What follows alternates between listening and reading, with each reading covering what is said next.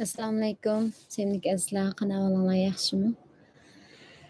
Bugun Qum bosgan shahar romanininki davomini o'qishni davom qilamiz. 22-bob. Jinim qo'zam. Ömer her gün etganligi oyimning oshxonasidagi yo'g'on tungni ko'lning süzük ve muzdek suyu bilan to'ldiratdi.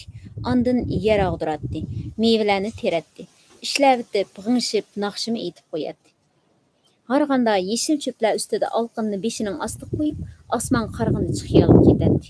O xiyalida kichkida o'ynab cho'ng bo'lgan ko'chalarni, otisini, olamning qaysi bir chetida qolgan qog'iliq bog'ni, inlari barat bilan safarni ko'radi. Ba'zida u ishtining puchqog'ini yo'g'on yo'tsig'ish turibdib, ichiqlarni ichib, eriqlarga suv boshlaydi. Ayvonning atrofidagi gulliklarga, anar, üzümlarga suv tutadi. Ömerning doim shundoq ketmanni mursiga selib, Bağның yopurmaqlar sayı tashlab turgan qarang'uliqlari va yoki quyosh nur tushib turgan ochiqchiliklarda yugurib yurganini ko'rgili bo'ladi. Uning ko'nglining yirtiqlari yoki ochiq qolgan meydlardan bo'rtib chiqqan bo'ljun go'shtlari aniq ko'rinib turadi. Mundaq chog'larda peshayvonga chiqib qolgan oyim bu ishlamchiga ixtiyorsiz qarab turib qoladi-da, tasvir siyirayotgan qo'llari to'xtab, o'qiyotgan oyatlardan esib ketadi. U yana darhol esini yig'ib, tasvisini itib siyirib, "Ah xudo, shaytonning vasvasidan o'zing saqlag'aysan", deb pichirlaganicha uyga kirib ketadi. Ömer oyimni ko'rganda villada qizirib, beshini yerdan ko'tarmay salom berib o'tib ketadi. Bu do'g'loq yigitning to'mpiyib chiqqan muskullari, kang maydasida ko'rinib turgan mayin tuklar, uning mazmut dastlab mengishlari yigitning vujudidagi yoshlik va kuch-quvvatni namoyish qilib turadi. Yigit bara-bara o'z siyoqi bilan oyimning ko'z oldidan kecha-kunduz ketmay, uning ko'nglini beorom qilgan bo'lib qoldi. Bu beoromlik oyim uchun nihoyat yiqimliq bilinadi. Uning uxlab qolgan sezimlarini g'idiqlab, uni qandaqdir bir gunohni sodir qilishga uqtirtadi. "Pova", deydi oyim o'z-o'ziga. "Men nim bo'lyapman o'zi? Buning hammasi shaytonning ishi-ku." Oyim shaytonni o'zidan qochirishga qancha tirishsa-mu, uning vasvasidan neri bo'lolmaydi. Oyim ana shundoq o'zini pok tutish azobi bilan gunoh o'tkazishni xohlash tilik o'tirisida ilishishda holsizlanib ketdi. U ba'zi kechalarni kirpik qoqmay tong otqizadigan bo'lib qoldi. U mamuq tushak ustida yetib xiyol suratdi. Uning qosh teshidek suzuk badani, bola tug'magan va turmushning jabbolarida chiqilmagan bo'lg'achqa, tex sog'lom va ching edi. Nizambayning o'zini nihoyatda burun tashlayotganiga ich-ichidan og'rinadi. Endi oyim ayvon oldidan oldirash o'tib qolgan ishlamchi yigitni chaqirib olib, pat-pat gapga soladigan bo'lib qoldi. Mundaq chog'larda Ömer hurmat bilan qo'l qo'shtirib yiroqda turibla. "Labbay oymacha", deydi. "Beri kel yigit, men sendan gap so'rayman", deydi oyim. Ömer qo'ringan holda peshayvonga yaqinlab, yerdan bosh ko'tarmay oyimning ish buyurishini kutib turadi. Lekin oyim uni zotli ishga buyurmaydi. Uning turmush ahvoli haqida gaplarni so'raydi.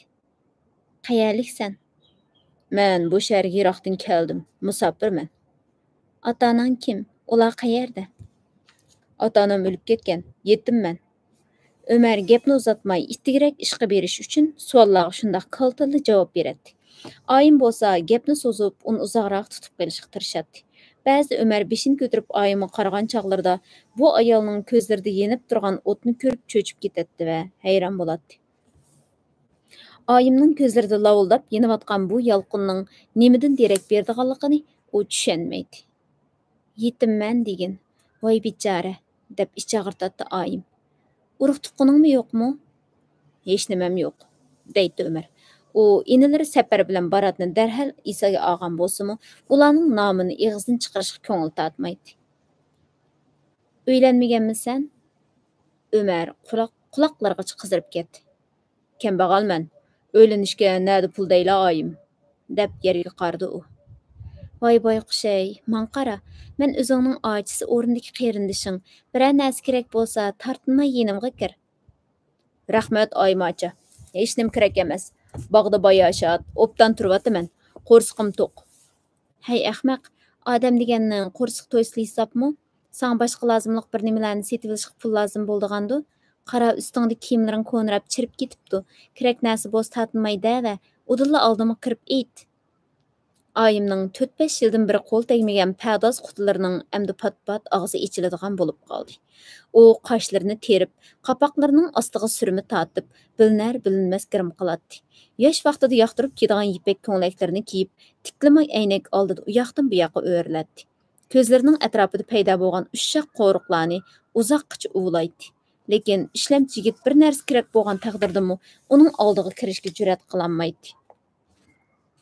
U to'limi tatinchoq, yuraksiz edi. Oyim kutib, ishlamchi yigit kirmagandan keyin o'zining qilib yurgan sarangdek qiliqlarga o'zi ochiq kuladi. Yana tavba qilib, namozini o'qib tasvisini siyratdi. Oradan bir necha kun o'tmayla oyimning yuragidagi istaklar yana yolqinjab, uni oromsizlantirishga boshlaydi. Oyimning tatinchoq, qizirib yerga qarab turadigan ashu yigitni bag'riga bosqisi, onalarcha muhabbat bilan quchoqlab, bosh ko'zini siylag'isi keladi. Bir kuni oyim Ömerni oshpaz xotin orqali oldiga chaqirdi. Bu tomuzning peshin namozdan keyin bo'ladigan toza, tinchiq vaqt edi. Mundaq vaqtda bog'ning egiz daraxtlari soya tashlab turgan ko'l bo'yidan boshqa hamma yeri tikkida tushib qizitib turgan quyosh nurida kuyib turadi. Qushlar yupurmoqlar orasiga mo'kinib, halqamlari lipildatib dam elishadi. Bog'dagi chakarlar birdan bo'lsin orom elivlish uchun uylarini qorong'i qilib kirib ketishadi. Ömer ko'l bo'yidagi shipangda bo'ri ustida yetib hordiq oladi. Oshpaz xotin Ömerni ana shu ko'l bo'yidan izlab topdi. Ömerni egiz ayvonning palampaylari oldig'icha boshlab kelib, ichkiriga, eng ichkirisidagi saroy uyiga kirgan. Oyim shu yerda, dedi-da ketib qoldi. Ömer putidagi cho'riqni tuvanga silib qo'yib, palampaylardan peshayvonga ko'tarildi. Endi uning oldida uzun bir zal paydo bo'ldi. Gilam tashlangan zalning ikki tarafida kichik eshiklar bo'lib, eng oxirdagi bir eshikning qanotlari ochiq turadi. Ömerning bu bog'da ishlayotganiga xeyli uzun bo'lgan bo'lsa-mu, qapqoqliq deraza, naqshlik turuklar bilan zinnatlangan bu ayvonga qadam besishi birinchi qaytib edi. Bu uy o'z haybati bilan kishiga o'rda saroylarini eslatadi. Ömer zalning eshigi oldiga tashlangan ho'l palasga putini pokiz surtib, yumshoq poyandoz ustida mengib ketdi. Ochiq turgan eshik oldida to'xtab, o'zining kelganligidan bishorat berib yo'tilib qo'ydi. Bu uyning keng derazalari, yerim tushirilgan duxovi pardalar, tomlog'i tortilgan rangli gilamlar kirmoqchi bo'lgan kishini aymandiradi. "Ichkariga kir" degan ovoz anglandi. Shu chaqda Ömer bu uyning ichida ishga qiyo ichiqliq turgan yana bir xos hujraning borligini bayqadi. Oyimning ovozi ana shu tarafdan chiqqan edi. Ömer yerga tashlangan qilin gilamlarni ayminib dastlab o'tib, xos hujraning bo'sug'isida turib qoldi. Bu uyning to'liq tushiritilgan ipak pardalari uy ichini sirliq gungolik chumdirgan edi. Ambar va gul meyining xush purqi dimoqqa urilib turadi. Uyning to'rida qat-qat selingan qilin ko'rpalar ustida oyim nefis ichko'nglik bilanla yerim yalang'och yotadi. "Kel", dedi oyim mamuq yostiqlardan beshini ko'tarib, nimishqidir uning ovozi titrab chiqadi. "Nima xizmatlar bor edi, oyim acha?" deb yerga qaradi Ömer. "Mana 2 kun bo'ldi sog'liqim yo'q, kirib yo'qlab qo'yaymi demiding?" Men xabarsiz ekanman, oyim acha." Oyimning ko'nglida shu topdimi shu gunohlik ishni qilish kerakmi, qilmaslik kerakmi degan xiyol kurash qiladi. Qo'rqishdimmi yoki hayajondanmi? Uning butun badanini ushshaq titrak bosgan edi.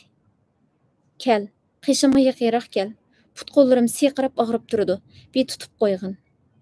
Ömer oyimning oyog'i yeniga kelib yukindi-da, uning yalang'och turgan oppoq putiga o'zining qadoqlashgan qo'llarini uzatdi.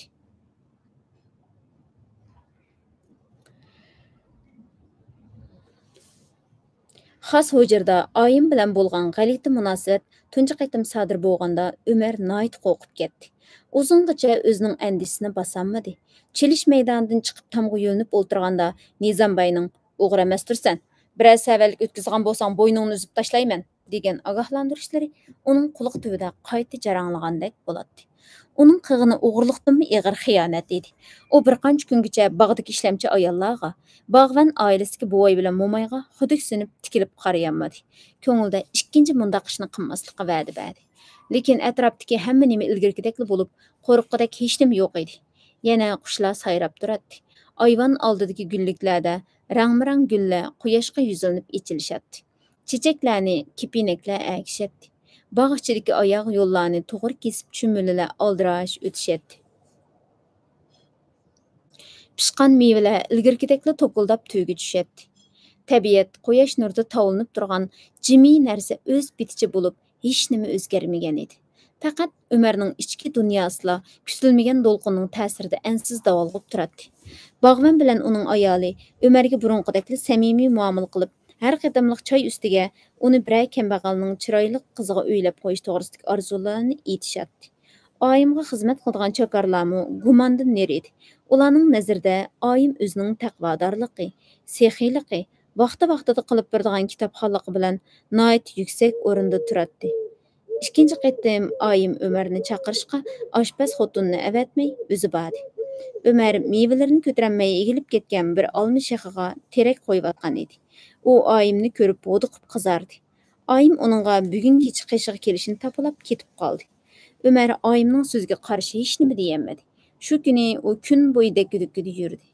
Eng yaxshisi bormag'inim tuzuk deb o'ylaydi u. Bütün atrof qorong'ulashib, hamma uyquga cho'kkanda u tex ko'z yummagan edi. Oxiri o'rnidan turdi-da, shap chiqarmay mengib, oyimning ugatgunicha ayvonning orqa derazasi tarafga o'tdi. U yerda ichkiridagi xos hujraning baqa qargan derazasi qiyo ichib qo'yilgan bo'lib, uy ichidan mis shamdonlarda tutab kuyib turgan shamlarning yo'riqi so'z ko'rinib turadi. Ömerning yuragi dupildab uradi. U qapqoq yeniga yiqilishi bilanla deraza to'liq ichildi. Yuqoridan oyimning uni tortib olish uchun sungan oppoq bilaklari ko'rindi. Shundoq chaqirishlar pat-pat takrorlanib turadigan bo'lib qoldi. Oyim boshqalarning gumonini qo'zg'ab qo'ymaslik uchun iloji bor xohishini tizginlaydi. Bo'lolmagan chog'lardala Ömerni chaqiradi. Va'dalashgan kecha Ömerni oyim deraza tubida uyg'oq o'ltirib kutadi. Uningga muhabbat bilan beriladi. Nazokatlik erkalash, nola qilish, mehribonlarcha bosh ko'zini siylashlar bilan yigitni o'ziga jalb qiladi. Saharga yaqin oyim yana yiliqi derazadan Ömerni chiqarib o'tib, yuyinib joynamozda o'ltirib, yig'lab turib Xudodan gunohini tilaydi. Xudo, menga bu o'tni o'zing solding, o'zing kechirgaysan, bandalarning oldida rasvo qilmag'in deb yelinadi. Oyim Allohning u dunyodagi azoblarini unutib qolgandek qiladi. Xudoyimdan bu dunyoda bandalar oldida rasvo qilmaslikni tilaydi. O'zining yigitga bo'lgan muhabbati uchun u dunyoga borganda mangu azob cheksimi rozida qiladi. Joynamozdan turganda u doim o'zini poklanib, yeniklab qolgandek his qiladi. Ömer barbara oyimga uyg'onib qoldi. U oyimning uyida tunab chiqqan kunlari saharda meva tagan, gullarga suv tutgan qiyofatda ayvonning orqasidagi deraza atrofiga kelib, u yerda sungan, dasalgan o't-cho'plarni tuzashtiradi. Oyim bilan o'tgan dakki-dukkilik, ammo shirin kechalarni uzoqqa unutmaydi. Ba'zi chog'larda oyimning tezroq chaqirishini ko'ngli tatib qoladi. Chunki u kuch-quvvatga to'lib, voyaga yetgan bir er edi. U shu yoshga kelib, uning ayollar dunyosida ko'rgani oyimlam edi.